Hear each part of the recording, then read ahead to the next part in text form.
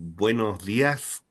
Es jueves 6 de junio, si no me equivoco, 5. o 5, 5 de junio ando adelantado. Los resfríos, ¿ah? El, Los el- el resfríos, adelantado sí, claro, el adelantado sí. el Está bueno, 5 de junio, está bueno. son las 10:40 de la mañana y bueno, no se pudo estar ni martes ni miércoles porque habían otras condicionantes, ¿no es cierto? Más bien de corte, llamémoslo médico, que impedían que pudiéramos encontrarnos y poder hacer la continuidad que se necesita. Dicho esto, eh, Juan Andrés, periodista, integrante de la Comisión Política del Partido Comunista de Chile, ¿cómo estás? Buenos días. Hola, Omar, buenos días. Y efectivamente aquí estamos, todavía de pie, pero con los resfríos y todas estas cuestiones. Pero Sí, bueno, aquí estamos, sí. aquí estamos. Oye, Juan Andrés, bueno, partamos primero a nivel nacional, ¿no? Ya, Hablemos a nivel nacional porque dentro de todo eso está bastante más agradable, fíjate. Eh, el presidente hace su mensaje, ¿no es cierto? Su mensaje final en el fondo de gobierno, donde va entregando algunos detalles, algunos elementos que algunos han planteado que es como un mensaje de proyección y otros han dicho que es una defensa. Bueno, más allá de los dime y direte, en concreto, el gobierno plantea, ¿no es cierto?, un camino en donde establece sus puntos de lo que ellos han creído necesario establecer para la ciudadanía, y en donde han dicho, mira, estos son nuestros logros, aquí han habido deficiencias, y estos son los posibles caminos para mejorar, y vamos a tratar de gobernar hasta el último día. Eso es lo que uno puede venir y dejarlo, sí, abierto. Hay muchas más cosas, muchos más detalles, pero eso me interesa que tú ingreses en esos detalles, Juan Andrés, de lo que tú has podido escuchar y de lo que se ha visto, ¿no? Las reacciones de la oposición y de los amigos también, pues, en relación con esto. Sí, mira, yo creo que hay toma de posición por parte del presidente Boris, de posición política, y eso es lo que yo creo que requiere un análisis, ¿no?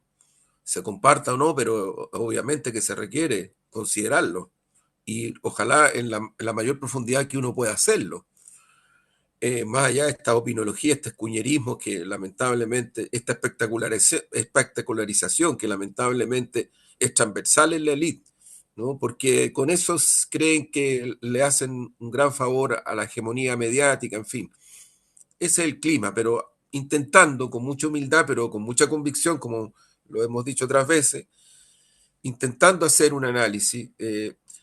Yo el otro día escribí una columna en el portal Infogate, que me permito sugerirla, que me parece un dato relevante que en su última cuenta presidencial, pero también en la del año pasado, ¿no? El presidente Boris partió la cuenta valorando y legitimando el estallido social. Y a mí me llama mucho la atención que ni siquiera su sector ha hecho referencia a esto. Ahí hay un desfase, es evidente que hay un desfase. Y no es primera vez que en la historia política y social chilena existen estos desfases. Yo no quiero hacer la comparación, pero digo, el desfase entre el gobierno, el presidente Allende y los partidos de la Unidad Popular y el MIR y todo eso fue tremendo. Fue tremendo. Aquí hay cuestiones que testimonios refieren y que fue dramático el 11 de septiembre cuando Allende recibe a un delegado de los partidos y casi lo manda a cierta parte, digamos, ¿no? Y no creo que haya sido casualidad que Salvador Allende, en su último discurso, el histórico, no menciona a los partidos, no los menciona. No quiero comparar, insisto, no estoy haciendo una comparación. Lo que quiero decir es que en distintos momentos políticos y sociales históricos de nuestro país se producen estas disonancias fuertes en cuanto a diagnóstico. Y aquí yo quiero marcar esa disonancia. O sea, por segundo año, en su cuenta presidencial, en la última, que fue la anterior, que fue la de ahora, Gabriel Boric hace una evaluación positiva del estallido. No habla de octubrismo, no habla de otras cosas que hablan en su propia, en la propia élite progre, que les incomoda mucho, el pacto transicional le incomoda mucho el estallido, le incomodó mucho el 2011, en fin. Eh, y la valoró como, casi lo cito textual, como una de las movilizaciones más significativas de la historia de Chile. De la historia de Chile. Por cierto que él se distancia y cuestiona los hechos de violencia, primero la represión policial y militar, y luego también los hechos de violencia que han ocurrido y que todavía, como hemos dicho muchas veces en este programa, las investigaciones no llegan a nada. Todavía no se sabe quiénes quemaron y quiénes mataron a esas personas que estaban adentro de una empresa. Todavía no se sabe qué pasó con la quema de los metros. No se sabe, o sea, no hay camino a buscar responsabilidades individuales y colectivas. Y llevamos años. Y capaz que ocurra lo que ha ocurrido a propósito de violaciones de los derechos humanos gravísimas con asesinatos mediante. Acaba en estos días de encontrarse un señor prófugo que era jefe de una tenencia que mataron a campesinos. Y si estamos hablando más de 50 años, po. De eso estamos hablando. Entonces, cuando se dice la justicia tarda pero llega, no es así. Si la justicia se tarda tanto, no es justicia. Porque aquí estamos en medio de un proceso, de un pacto transicional donde hay una querella presentada que está cursando, donde se acusa a autoridades de altísimo nivel del gobierno del presidente Frei Ruiz-Tagle de haber colaborado para traer a Pinochet de vuelta cuando iba a ser procesado por un tribunal internacional. Entonces, yo creo, amiga y amigo Omar, que estamos o sea, creo que es necesario hacer el análisis. Y yo pongo este punto porque Gabriel Boric habla de esto, habla y dice también, junto con reconocer que es una de las manifestaciones más grandes de la historia de Chile, en términos de cantidad, de calidad, en términos de quienes se movilizaron, dice también que las demandas que surgieron, que se expresaron en esa movilización multitudinaria no están resueltas. No están resueltas. Ese, para mi gusto, es un diagnóstico de realidad. Más que yo compartirlo, lo comparto, pero es un diagnóstico de realidad. Otra cosa es que la derecha, que la élite de izquierda, los progres, en fin, traten de adecuar estas cosas, estos términos de referencia a un presente referencial que no les calza, porque no calza nomás. Yo creo que ese diagnóstico es el diagnóstico de realidad y lo quería poner en primer lugar, Omar, a propósito de lo que viene después, porque el presidente Boris toma posición política de fondo. Él dice cosas bien relevantes. Una, él, él reivindica haber firmado el acuerdo que su partido no firmó. Él fue pasado al Tribunal Constitucional, o sea, perdón, al Tribunal de Disciplina de su partido,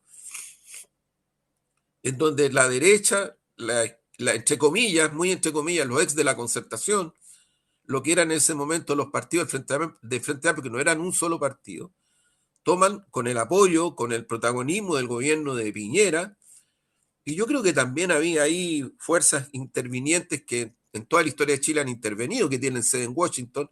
No quiero hacer ningún eufemismo en esto, porque siempre han intervenido y han intervenido directamente. No es que haya que buscar Netflix un documental de espionaje. No, no, no, no, ni siquiera va para eso. Pero ¿por qué comento esto? Porque creo que ese acuerdo también buscó sellar lo que venía después. Ese acuerdo no lo firmó el Partido Comunista de Chile y no lo firmó por razones muy contundentes que lamentablemente no se conocieron tanto, no se difundieron. Ni siquiera yo diría en el propio sector se conocieron o se difundieron mucho. Pero ahí el Partido Comunista tomó una posición muy de fondo, como lo hizo cuando comienza el pacto transicional a finales de los 80. El Partido Progresista, encabezado en ese momento por su presidente Camilo Lagos y su líder histórico, por decirlo de alguna manera, Marco Enrique Minami, tampoco firmó ese acuerdo. Y tampoco lo firmó el presidente del Partido Frente Regionalista, Verde Jaime Mulet. Lo que ocurrió fue que diversas fuerzas del Frente Amplio, que tampoco firmaron ese acuerdo, se van del Frente Amplio y se empieza a conformar el Chile Digno, que es el que después protagoniza en la primaria el respaldo a Daniel Jadwe.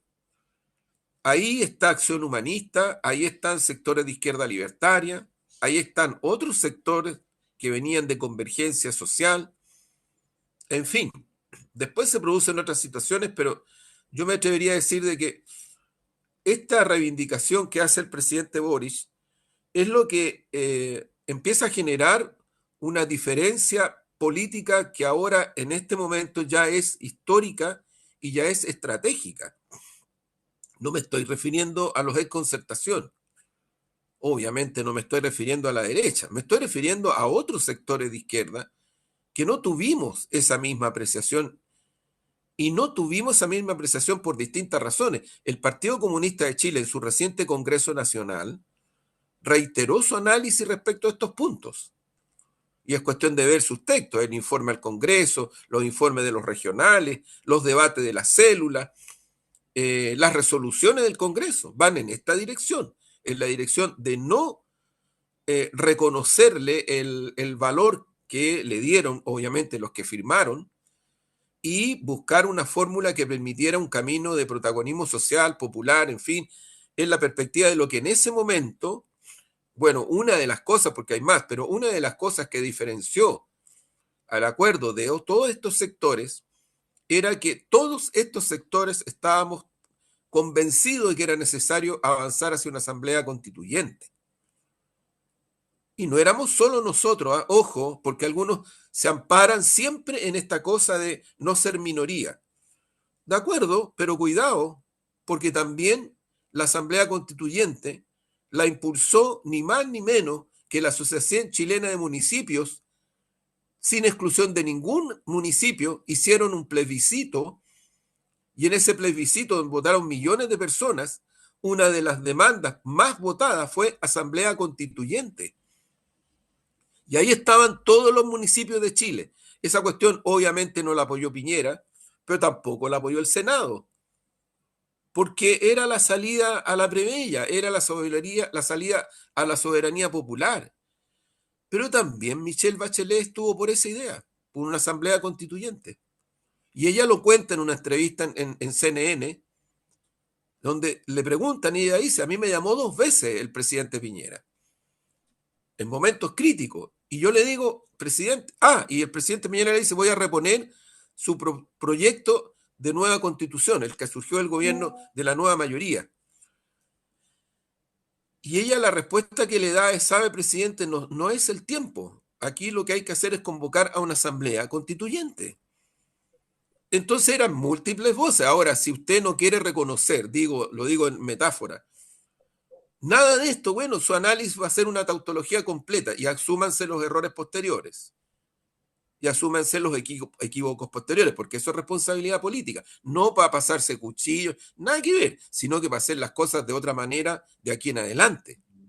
Ese es el punto de referencia. O sea, yo estoy hablando de un plebiscito convocado por la Asociación Chilena de Municipios, transversalmente. El presidente de esa asociación era Codina. Claro, estaba Daniel Jadwe, que tenía un liderazgo muy fuerte entre los municipios progresistas, pero estaba Codina, habían otros más, habían muchos alcaldes y alcaldesas de derecha.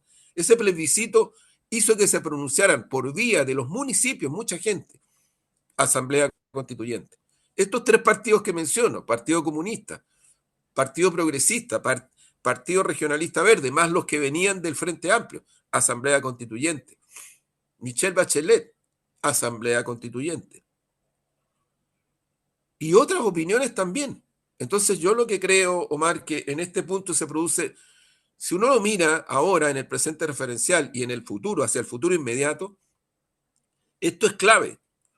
Porque luego el presidente en su cuenta lo que hace es reivindicar no solo lo que se ha hecho en el gobierno, que no es poco, sino que reivindicar el camino político que implicó el giro que él dice que se hizo para poder mitigar, limitar los procesos de reforma, para poder intensificar un diálogo con una derecha que ha sido una derecha que ha boicoteado matonescamente, que ha sacado provecho de los incumplimientos y los sigue sacando. Esto es muy peligroso. La ciudadanía no tiene la percepción de que la responsabilidad de enfrentar con todo lo que se tiene que enfrentar, el secreto bancario, el lavado de dinero, el crimen organizado, es responsabilidad de la derecha porque muchas leyes las votó en contra o las ha boicoteado o las ha modificado. La gente no tiene, porque no ha habido una acción de gobierno para decirle a la gente esto. Más bien lo que se ha destacado es que se han logrado las cosas que se han logrado gracias al manejo que ha habido para entenderse con la derecha. Entonces se le da un plus. Es lo mismo que yo escuchaba gente que te está hablando de que aquí hay dos derechas y se pegan cada refalá con esa frase, porque cada día que pasa, yo no sé a dónde están las dos derechas. Ahora, ¿son lo mismo? No, obviamente, si no son lo mismo, no es lo mismo Kast que Matei, si están disputando quién pasa en primer lugar a segunda vuelta. Los dos están disputando eso, los dos. Que tampoco se trata, como algunos buscan desde el pacto transicional adelante, cuando se entendían con Pinochet, con el que encabezó el golpe de Estado en Chile, el terrorismo de Estado, cuando se han entendido con las grandes corporaciones transnacionales, porque eso han hecho, ¿no es cierto? Para defender eso dicen, bueno, pero ¿qué camino quieres tú? Poco menos que la insurrección armada. Si no se trata, ¿qué camino buscas? No dialogar, si tampoco se trata. Yo siempre, y lo vuelvo a reiterar, hasta en la guerra se dialoga, si este no es el tema. Y a mí, por lo menos, no me van a decir eso porque soy una persona que hace mucho esfuerzo por dialogar. Lo que ocurre es que nunca ando difundiendo públicamente, a pesar de que la tercera me persigue, porque me persiguen. Y otros medios como el Exante y otros también. Yo hablo de persecución. El T13, que duda cabe, es una persecución. Es una persecución, con efectos. ¿Ah? No lo voy a decir aquí porque tengo un mínimo de dignidad, pero con efectos concretos, para mi vida, para mi familia. Entonces, lo que creo, Omar, es que aquí hay un punto bien relevante que hay que considerar, porque lo que se está produciendo en este momento en Chile, una tendencia de la cual va a surgir algo que no va a durar 1 año, 2 años, 3 años, 4 años, así como está el planeta y la región, no va a ser así, no va a ser así.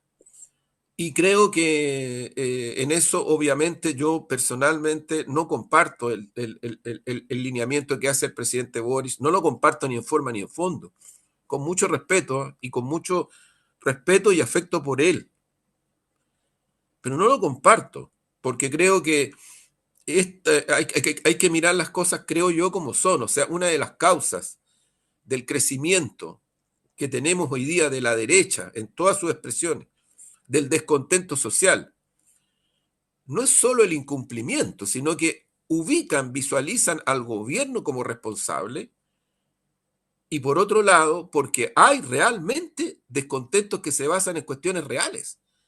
Estamos hablando de salud, estamos hablando de salarios, estamos hablando de pervivencia básica, estamos hablando de ingresos, estamos hablando de pensiones. Están llegando los primeros informes de qué va a ser la reforma de pensiones en los próximos meses. Ya están llegando, vamos a ver, la gente va a empezar porque está llegando la realidad. La propia candidata Janet Jara ha dicho, y yo le encuentro toda la razón, o sea, eso se opone a que ella es una persona que muestra una gestión muy importante y significativa como ministra, que hizo esfuerzo, que se enfrentó a esta situación. Al contrario, fortalece más para esta ciudadanía que una persona que se sacó la cresta trabajando por estas pequeñas reformas diga, esto es insuficiente. Esto es totalmente insuficiente desde el punto de vista de las pensiones. Estamos hablando de pervivencia. Estamos hablando de cuánto le alcanza a una persona que tiene 70, 80 años para pervivir, pues. Entonces no me vengan a mí a decir que según no sé qué estudio, Chile es el mejor país de América Latina, no hasta cuándo. Ya mira, esa cuestión empezó en los 90 y yo siento que es casi una violenta provocación a la ciudadanía que la está pasando mal. Una violenta provocación. Es un abuso usar ese argumento. ¿Eso significa que no se ha hecho nada? Nadie está diciendo eso. Si lo que ocurre es que se han hecho, pero son muy insuficientes las cosas que se han hecho para el pervivir de una mayoría ciudadana que está en las condiciones que está. Entonces yo creo que ahí, por explicar y por justificar el giro y por defender lo que se hizo, a mí me parece se genera no solo un vacío, sino que se generan las condiciones objetivas para que la subjetividad derechista en la política, en la economía, crezca en adhesión en ámbitos ciudadanos. Eso es el complejo, eso es lo complejo. Lo Oye, vivimos en Argentina y lo Juan, estamos viendo en estos momentos en sí. Chile. Juan Andrés, solamente para profundizar un par de cosas de lo que has dicho. Yo recuerdo que en programas anteriores, en un momento se habló y tocamos el tema de los problemas de diseño que hubo dentro del gobierno al inicio y de que esos problemas de diseño trajeron consigo, ¿no es cierto?, una serie de consecuencias. Entre ellas, por cierto, la derrota en el primer plebiscito. Pero Perdona, no, solo, Omar, un pero no paréntesis nomás. solamente eso, pero no No, solamente pero para eso. que tú sigas, pero mira, un paréntesis Ujú, nomás. El presidente reconoce ese error. ujú, No así todo el sector. De nuevo se vuelve a producir una disonancia. Es impresionante. El presidente reconoce ese error y reconoce, pero a la vez valoriza los dos plebiscitos como gestión ujú, ciudadana. Porque también en su sector, como que ujú. no hubiera, casi no hubiera existido la mansa derrota del primer plebiscito, con Claro, una propuesta constitucional buenísima, pero tampoco hubiera existido el en contra. Es curiosísimo. Y el presidente sí le da un valor. Ahí me quedo y sigue Omar, porque estaba en una... sí, sí, fíjate que uno ve eso, ese problema de diseño que nosotros en algún momento tocamos, y por otro lado también hablamos de esta dimensión, ¿no es cierto?, de estas expectativas ciudadanas frente a la realidad, ¿no es cierto?, y a los hechos concretos.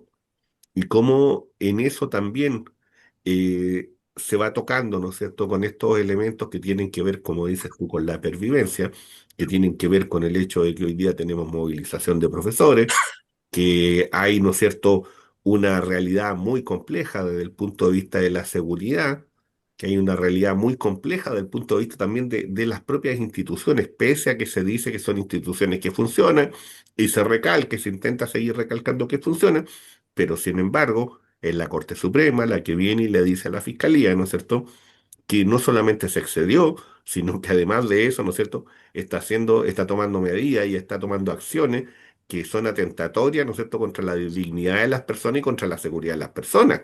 Y eso es sumamente peligroso porque estamos hablando de, por decirlo de algún modo, de personas que tienen la capacidad de poder ejercer su defensa, pero hay muchos otros y otras que no. Juan Andrés. Sí, yo comparto también en el diagnóstico mirando el futuro, ¿ah? No, yo creo que esto que estamos hablando no es solo analizar la cuenta porque pasó ya hace varios días, es el futuro. O sea, aquí yo te diría, yo rescato de lo que hizo el presidente Boris, su definición y con mucha franqueza Ujú, respecto del futuro. ujú, Esa es su propuesta. Su propuesta, incluso yo diría, eso lo hicieron varios medios y lo analizaron. ujú. Él se presenta como el conductor hacia el futuro. Sí. Eso es muy explícito. No lo había hecho nadie, ¿ah? Desde los 90 en adelante eso. Ujú. A lo mejor algunos lo intentaron, pero se quedaron ahí, tranquilain.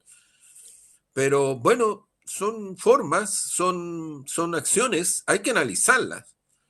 Y creo que lo peor es mirar para el techo, porque así no se hace política, ni aquí ni en la quebrada del Ají. Cerrando los ojos o la obsecuencia o disparándole a las mensajeras o a los mensajeros.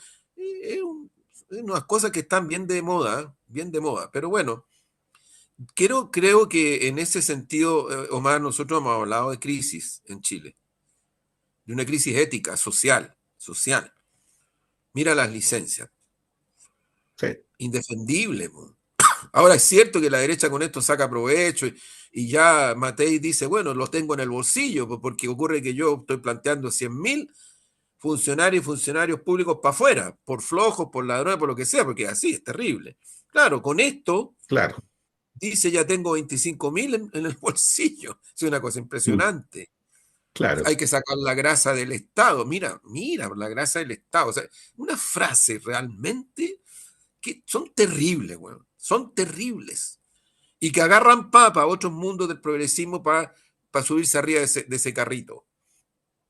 Arriba de ese carrito. Pero que es real que hay crisis ética, que es real que hay 25.000 licencias dando vuelta, que hay fraude real, pues. Es real que las instituciones funcionan, sí, pues, pero funcionan como están funcionando verdaderos grupos de poder en el Ministerio Público que hacen y deshacen en procesos, la persecución judicial sigue para adelante. Mira lo que pasó ahora, un fiscal caprichoso que nadie le pide cuenta. Se le metió que el tipo tenía que procesar a Iracy Hadler y se le Sí. ocurrió que tenía que cerrar el caso y chao, y se acabó. Ese es el nivel. ¿Y quién paga el costo social y político y electoral de lo que significó para el Partido Comunista? Porque Iracy Hadler es comunista, po, ni más ni menos. Que además era alcaldesa, haber enfrentado una campaña electoral donde la principal cuestión que le puso no solamente la derecha, ojo, algunos centristas que se autodefinen centristas, también lo hicieron. Y también para este lado, porque aquí empiezan las inhibiciones, pues.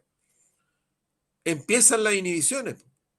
Entonces, a ver, ¿no se violó la soberanía, que es el principio básico de un Estado de Derecho? Claro, el señor Cooper ha violado no sé cuántas veces la soberanía y le da lo mismo. Y tiene la complacencia de medios hegemónicos, entre comillas, filtran, mentira. Yo también escribí en Infogate donde explico qué es lo que son finalmente. Mire, amiga y amigo, la última línea son los medios. Sí. La última, no la primera. Si ellos no es que investiguen mucho, les llegan de la PDI, de la Fiscalía, les llegan las cosas, les llegan. Y direccionadas para golpear a quien quieren golpear. Ojo, no son datos objetivos. Mira lo que está pasando con Daniel Jadwe, otra persecución judicial brutal. Pero brutal. Va a conocerse una declaración de juristas en las cuales incluso hay jueces. No sé si chilenos, creo que no. No estoy seguro. Pero más de 500 que acusan persecución judicial en contra de Daniel Jadwe. Como ocurrió con Dilma Rousseff, como ocurrió con Lula, como ha ocurrido con Rafael Correa, como ha ocurrido en muchos lugares. Cristina Fernández en Argentina. Sí.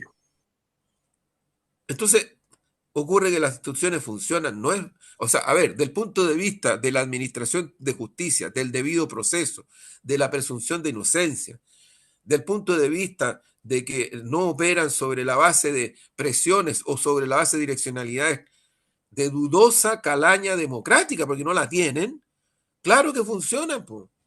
Pero claro, si están funcionando hace rato así. Así que eso no es crisis. Lo que pasa es que también yo lo he dicho otras veces, me ha costado un poco caro porque hay gente que no sé por qué defienden tanto la reforma procesal penal. Claro, la reforma procesal penal tenía dos ejes, un acuerdo político, concertación derecha. Esa es la base de la reforma procesal penal. Que la reforma procesal penal tenía también el punto de referencia de resguardar los derechos humanos de la ciudadanía, qué duda cabe. Pero miremos el resultado, pues. Miremos los resultados de la reforma procesal penal. Es un desastre. Es un desastre desde el punto de vista de la administración de justicia. Y ya va el estudio del PNUD y ya van otros estudios donde dicen que la ciudadanía en Chile, con mucha indignación, lo que cree es que hay una justicia para ricos y otra justicia para pobres, y cree también que no hay acceso Mm. a la justicia en igualdad de condiciones. Entonces, ¿qué más se quiere para poder enfrentar este tipo de crisis que son parte de la crisis latente que puede ser manifiesta en distintos ámbitos, ¿no? En distintos planos? Ahora nos golpea el tema de las licencias que aparecen en todos lados, aparecen en la PDI, aparecen en las Fuerzas Armadas, aparecen en los partidos políticos, aparecen en todos lados, En en todos los lados. municipios, Sí. en los Así. tribunales de justicia, hasta en Contraloría aparecen, porque es una Sí. práctica recurrente que venía de algún tiempo. O sea, Sí. ahí yo siento también de que hay una disonancia con la realidad social y política que vive el país, que es bien peligrosa porque lo que yo observo es que la derecha crece electoralmente, eh, hay una indignación social que está más vinculada a este 7 millones de personas que son los que votan por voto obligatorio, no por voto voluntario. Ojo, no van a ir a votar a la primaria. Ahí está la derecha metida con todo. Y yo creo que la Matei está poniéndose dura para neutralizar a Kaiser, en fin, todo eso, ahora, pero después, si es que llega, ojalá no llegue, pues, ojalá que se produzca un cambio radical en el escenario de este país, que yo creo que es necesario mirarlo con esa profundidad. Me refiero en los meses, porque estamos hablando Ujú. de meses, no tenemos más tiempo. eh, Porque Matei, no tengo ninguna duda que en segunda vuelta lo que va a hacer es hablarle al llamado centro y va a conversar con el centro, acuérdate. Y si Sí, es que ya no está conversando, ¿ah? sí es que, sí, Si es que ya no está conversando, aquí sí, estamos con cosas. Porque aquí hay una diferencia cualitativa entre los que creemos que la alternancia, cuando fortalece a la derecha, destruye la democracia y destruye lo poco que tiene la ciudadanía chilena de derechos establecidos. de, me dijo Juan Hay Andrés, otros que te dicen que no, pues no solamente de derecha, sino que también del centro. ¿Y por qué? ¿Por qué va a ser tan malo si la alternancia es, bueno, si gana la derecha, pues y ahí nos entenderemos y buscaremos formas de ponernos de acuerdo con ellos, en fin, ese es el tema. sí, sí, yo diría que eh, Matei, cuando uno ve el equipo económico de Matei, es el equipo del primero y segundo gobierno del presidente Piñera. Por Sí, tanto, sus lógicas van a ser esas. Y son lógicas que, por cierto, son previas a la crisis internacional que estamos viviendo y en donde los vuelcos van por otros caminos y por otros rumbos. Son, son personas en el fondo que piensan en lo geoestratégico y lo económico político, por decirlo de algún modo, como si estuviéramos en 1990. Nosotros lo hemos hablado muchas veces. Eh, y lo trágico es eso. Les recuerdo que estamos analizando la semana política junto a Juan Andrés Lagos. ¿Y quién habla? Em, Juan Andrés, en este informe que entrega el presidente, bueno, toca el tema internacional. Y en el tema internacional, en esta semana han ido ocurriendo cosas que realmente son impresionantes, ¿ah? Que yo creo que uno no, si a uno le hubieran dicho que esto iba a ser así, yo creo que difícilmente uno hubiera apostado por realidades de este estilo, ¿no? Yo no creo que alguien hubiera titulado, ¿no es cierto?, en algún momento dado, de que iban a haber atentados de sabotaje al proyecto de paz o a las conversaciones de paz que se estaban realizando entre la Federación Rusa y el gobierno ucraniano, y que ese sabotaje a las negociaciones iban a venir particularmente, ¿no es cierto?, de de una de las partes, y que esos sabotajes iban a alcanzar, ¿no es cierto?, nada menos que a civiles a través de ataques a trenes, pero no solamente eso, sino que además iban a tocar espacios muy sensibles dentro del ámbito militar, que además son espacios acordados dentro de las grandes potencias, que tienen, ¿no es cierto?, esa capacidad nuclear. Uno no habría pensado que podría pasar una cosa de esa gravedad, de esa dimensión, ¿no? Y por otro lado, fíjate que frente al tema de Gaza, frente a este tremendo genocidio que se está implementando, uno también esperaba que en algún momento dado Estados Unidos pudiera tener alguna reacción un poco distinta. Y no es así. Finalmente lo que impera es el veto, un veto, ¿no es cierto?, que apunta nada menos y nada más que a que la masacre continúe. Y estamos en ese contexto. Ahora recalco, recalco el tema ucraniano-ruso porque, porque en estos momentos, a partir de estas acciones militares, ¿no es cierto? Táctico-militares, eh, en realidad se llega a una situación muy difícil y muy compleja. Y en donde, como bien manifestó el propio presidente Trump en conversación con el presidente Putin, que se llevaron a cabo varios días después, por cierto, de producidos esos ataques, fíjate que viene y dice, bueno, el presidente Putin me ha comunicado que tiene que responder y que tiene que hacerlo, ¿no es cierto?, de acuerdo a la gravedad. Y yo creo que ese es el punto, de cómo se obliga a un país que es una potencia a tener que tomar medidas que son duras y que no sabemos de qué calibre van a ser, porque eso tendrá que determinarlo cada país, ¿no? Que está en este momento en su conflicto. Desde el punto de vista militar, Rusia va avanzando, avanza militarmente, lo hemos dicho acá y lo hemos reiterado casi en cada programa.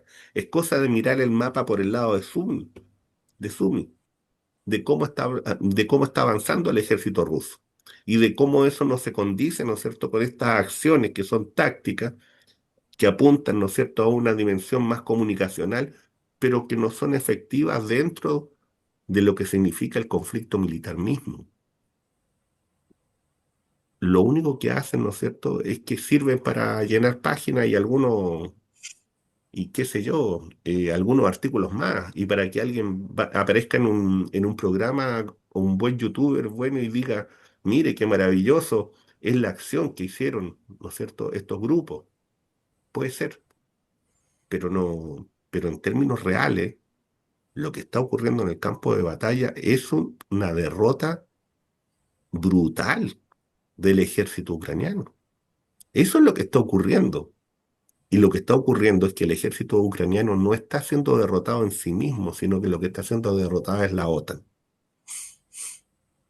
Y eso es lo que se desconoce. Fíjate que otro elemento que partió también en estas conversaciones en Estambul, que a mí me parecen tremendamente relevantes, también por la dimensión de la propaganda, es que si uno revisa los artículos sobre niños supuestamente secuestrados por el ejército ruso en el conflicto militar, se habla de 20 a 30 mil.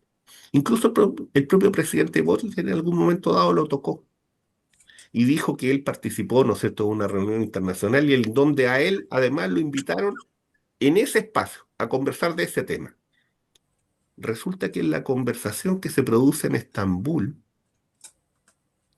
cuando se le pide aclaración al gobierno ucraniano sobre ese tema, una aclaración pedida con anticipación, se llega a 339 casos de niños.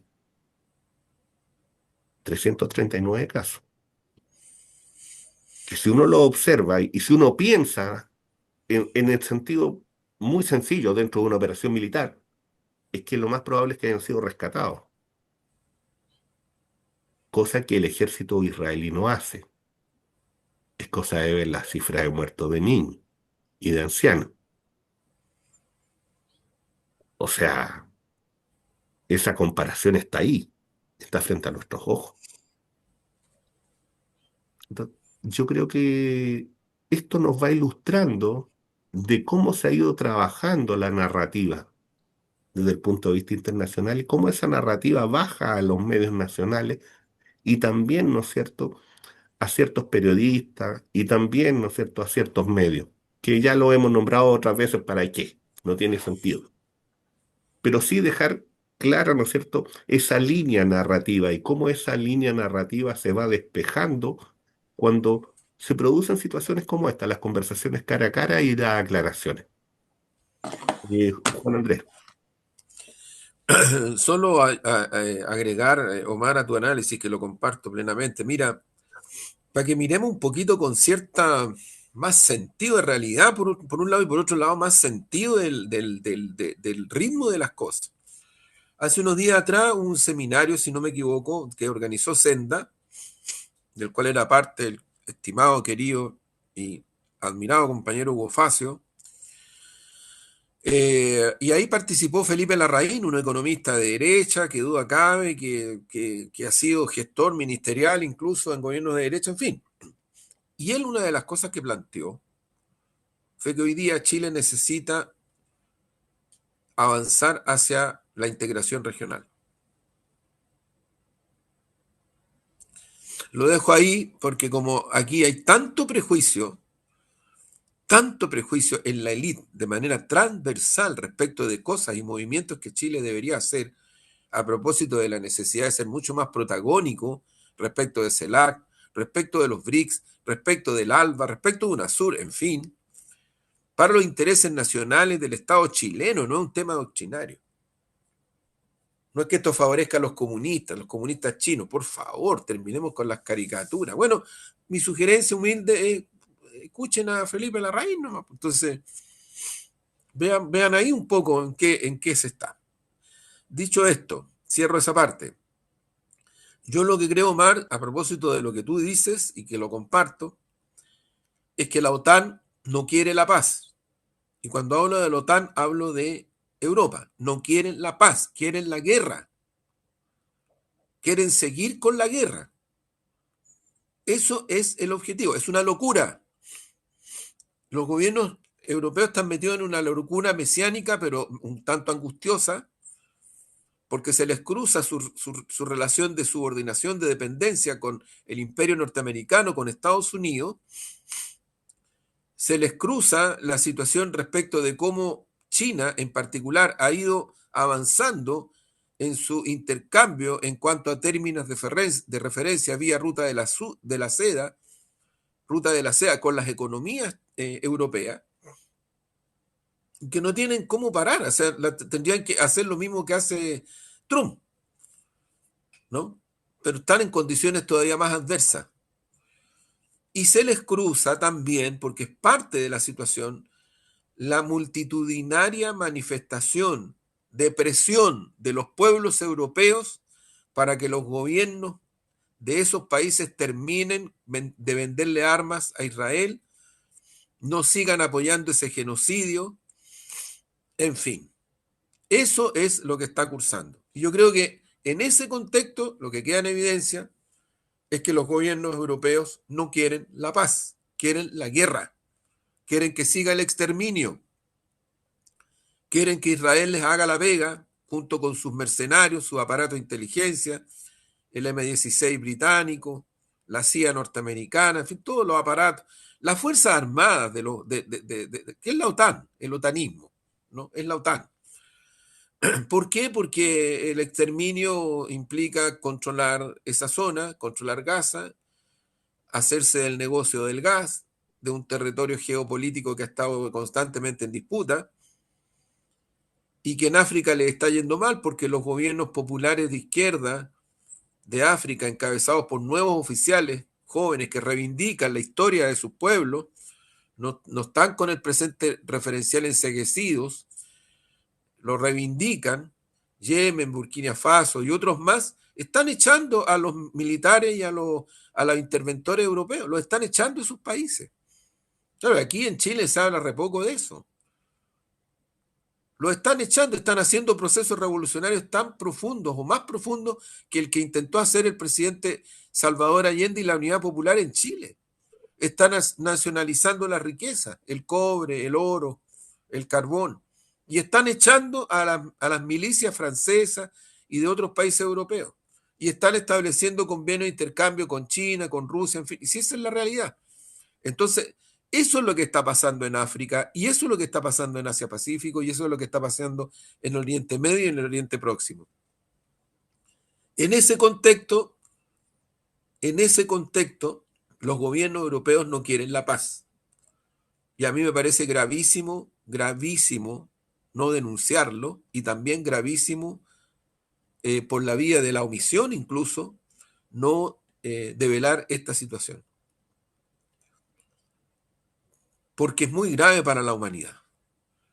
Lo que tú Sí. decías, aquí no aparece como gran noticia, es noticia en todo el mundo, ¿ah? Pero aquí en Chile no, que acaba de vetar en el Consejo de Seguridad de Naciones Unidas, ni más ni menos, Estados Unidos vetó una propuesta de cese al fuego en Gaza.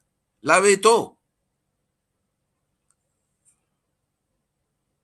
Entonces, y yo vuelvo a decir, estamos en una dinámica tan compleja que hay que tener presente, amigas y amigos, tengamos presente. Estados Unidos es el país, es la potencia que ha terminado un conflicto militar, porque ya había terminado. No había resistencia armada y si la había era insignificante. Tomó la decisión de lanzar 2 bombas atómicas sobre 2 ciudades japonesas, Hiroshima y Nagasaki. Millones de víctimas.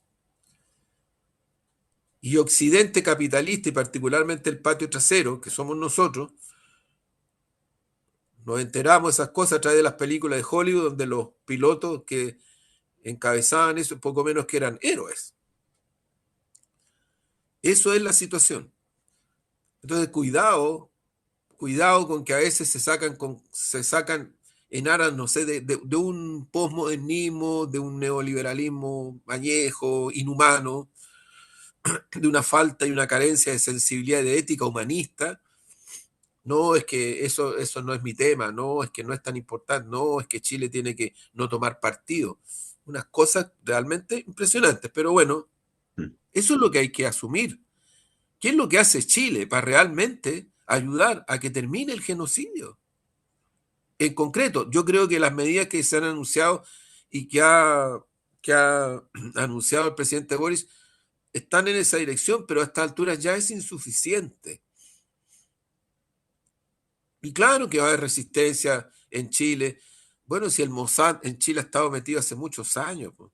La inteligencia norteamericana, la dependencia que Chile tiene de la tecnología militar norteamericana es altísima. Es altísima. No es menor ese antecedente. Y respecto de lo que está ocurriendo en particular, o más lo que tú decías, Rusia, Ucrania, o sea, Ucrania es un territorio que la OTAN está usando para tratar de desestabilizar a Rusia. Eso es. Eso es. En relación a territorios, tú tienes razón. Del punto de vista territorial y militar, eh, Rusia ha ido avanzando y sigue consolidando posiciones. Sigue consolidando posiciones del punto de vista territorial y militar.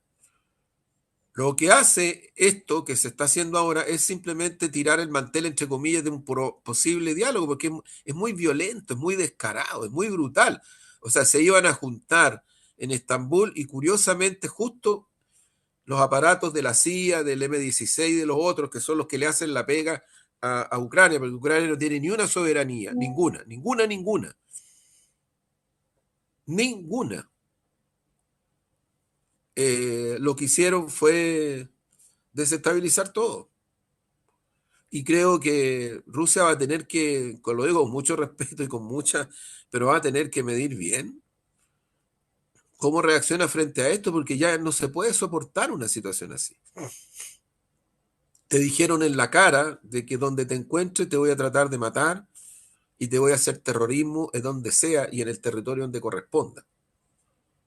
Aquí han habido ya intentados, mataron a la hija hace un año atrás, la mataron a la hija de un gran filósofo e ideólogo ruso. Sí. Dugin. Mataron el otro día a un jefe militar en Moscú, si no me equivoco. Y yo comentaba en radio chilena, perdón, en la radio de la Universidad de Chile ayer, aquí nadie ha dicho nada. Y cuando pasó tampoco se dijo mucho. Cuando los nazis ucranianos metieron adentro de una bodega a decenas de comunistas ucranianos y los mataron. Y los mataron a todos, los masacraron, muchos jóvenes comunistas.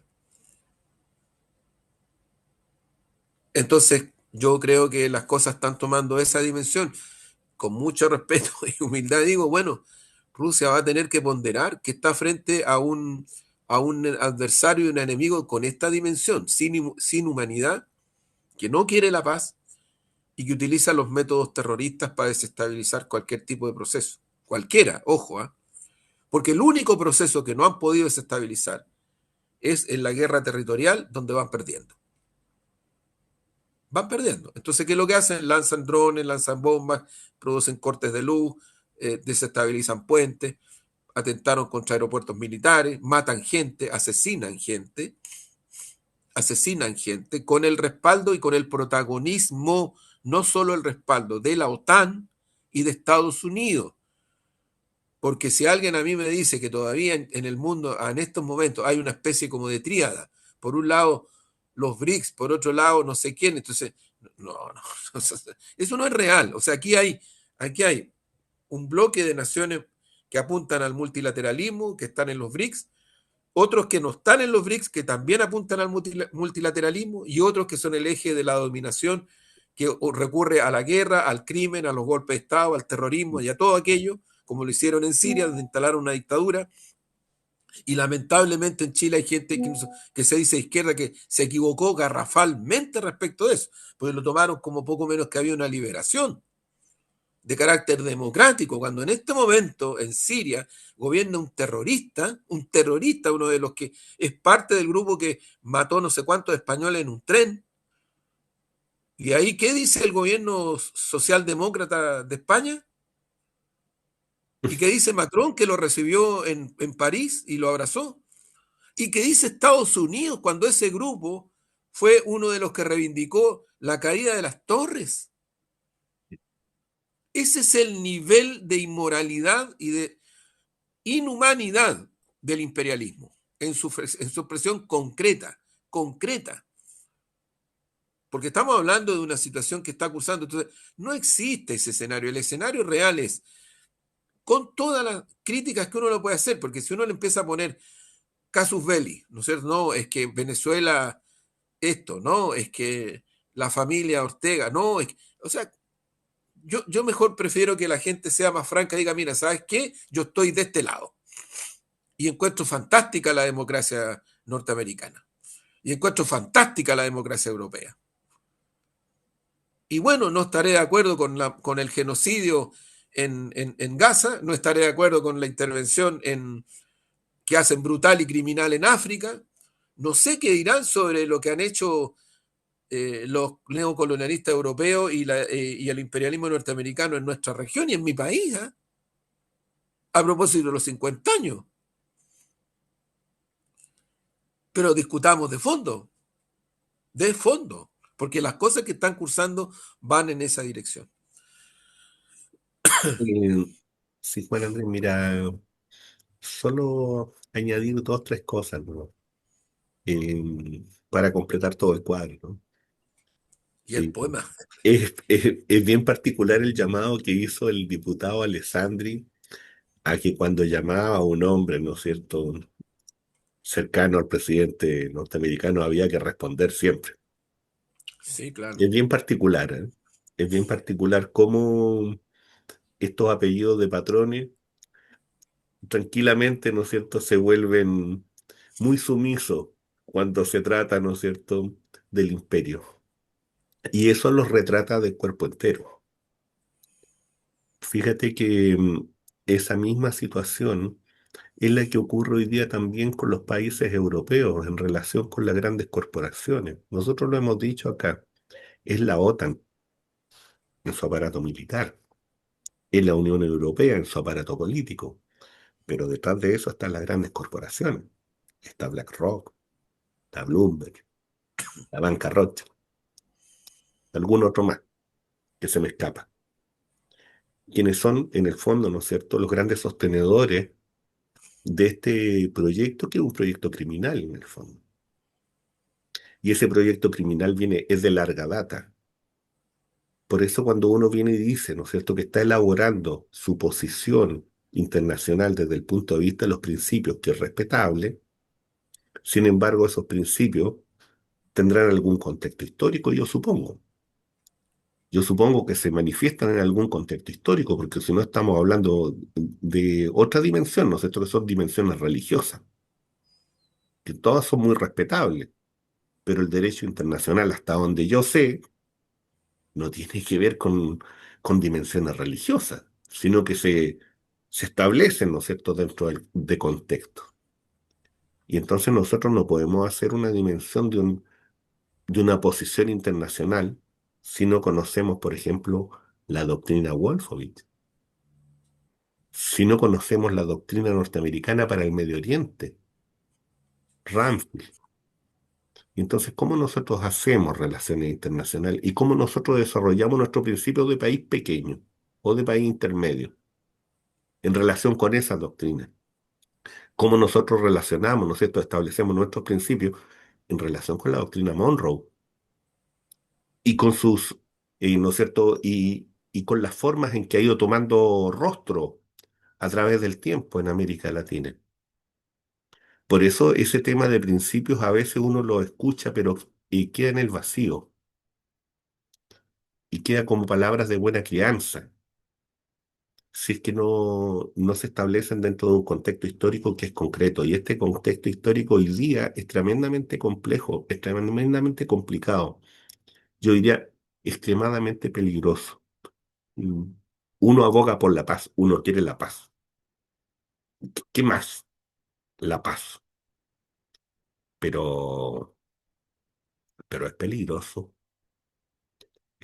lo que está ocurriendo hoy día, no solo en América Latina, sino que a nivel internacional. Y con eso vamos cerrando, Juan Andrés, y para terminar en este sentido de la paz, ¿no? Porque entre tanta cosa terrible que está ocurriendo, fíjate que encontré por ahí un textito que escribí hace harto tiempo atrás,